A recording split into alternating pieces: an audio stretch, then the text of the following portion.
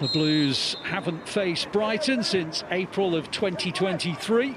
In, cross to the far post is aimed towards Lucas Sam. It's good possession. Heskey's driven cross, punched away well by Hugo Fisher in the Brighton goal. There's Mullins again. It's good play from Brighton and just wide from Perpignan. So the game's first chance comes to the visitors, and it's the young Aussie who's had first team experience who stole in but guided his Dixon. Dixon wide to Alpha Ruprecht. Alpha Ruprecht, what can he do from here? Opens up to be hit, the deflection goes in. Well, Alpha Ruprecht will get the goal because it was on target, but it needed the deflection and it sort of span away off Penman and beyond the goalkeeper. And Farid Alpha Ruprecht gets his 9th goal of the season, his 6th in Premier League 2. It's the unfortunate Charlie Penman who helps it over his own goalkeeper. To be fair to the defender, he has to try and get something in the way, but it loops over the top of Hugo Fisher behind him. It will be foot. It's good football again from Brighton. Vickers, brilliant from him. And the header over the top of the crossbar by Howell. Wasn't an easy one for Howell to turn in, but it was good support from 2 or 3 Brighton players. Lovely play down this left-hand side. Look at this wonderful skill to get the better of Heskey by Vickers. Heskey, good football. Ben Wilkinson applauds it, rightly so. Heskey comes forward, now Alpha Ruprecht. Lovely first-time ball. Oh, that would have been a special goal. Dixon hurled himself at it, but the defender it was that got the final touch, and it's the game's first corner. But that was a lovely move from City, really was. And it's just a little touch, I think, off 2 defenders probably. Helped on towards Ifill. Ifill taking on Samuel. And the cross is overhit by Slater and goes out for a goal kick.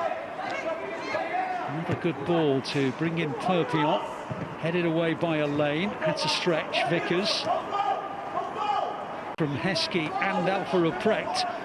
And he's trying to get away from right. And he might get all the way here.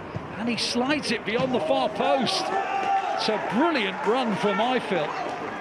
He must have left 3 or 4 City players in his wake, and the shot on the slide is just beyond the post. Up towards Alpha Ruprecht, he'll get there. Trying to maybe pick out Dixon. It's headed over by Penman. City corner off the officials' board. The fourth official has indicated. Here's Perpignan. 1 minute 6 hours on. And that will be easily gathered by Watmuff. It was the last action of the first half, so City have managed off for the Blues. And both these teams came into the game off the back of 9 games unbeaten. The Blues having won 9 in a row. Ifill. Slater. Into the gap for Howell. Cross is a good one, and there's the equaliser from Perpignan. Well, they had their chances in the first half, but couldn't find the back of the City net. Very early in the second period, it is Cameron Perpignan who puts Brighton level. Now, you could see in the first half that Brighton possessed the quality to fashion openings.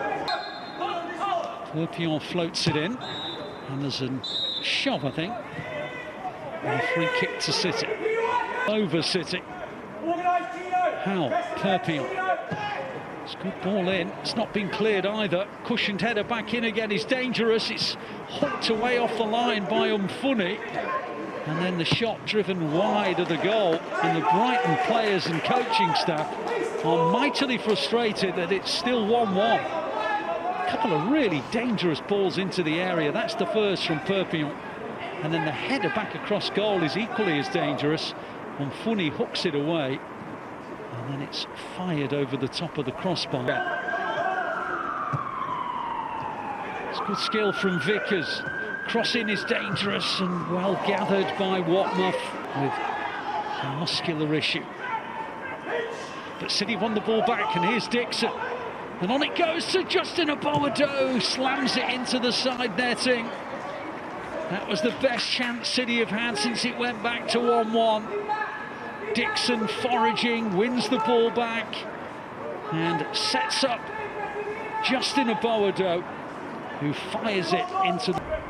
Taken down delightfully by him. There he is, that explosion that he has. Great ball in towards Dixon. What a start to his Premier League 2 career.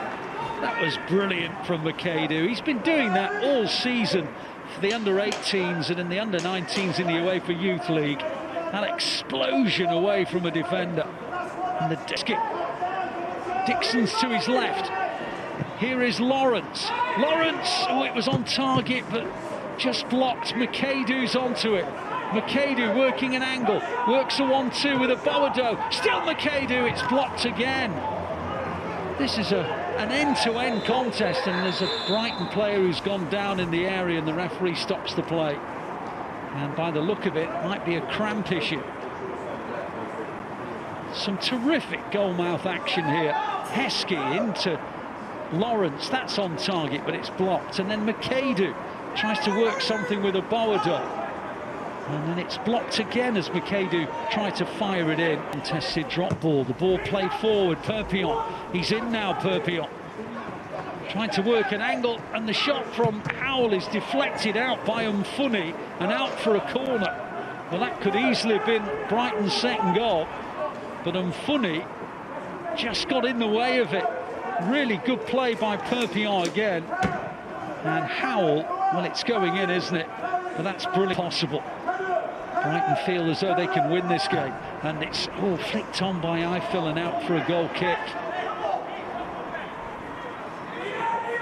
City believe they can win it.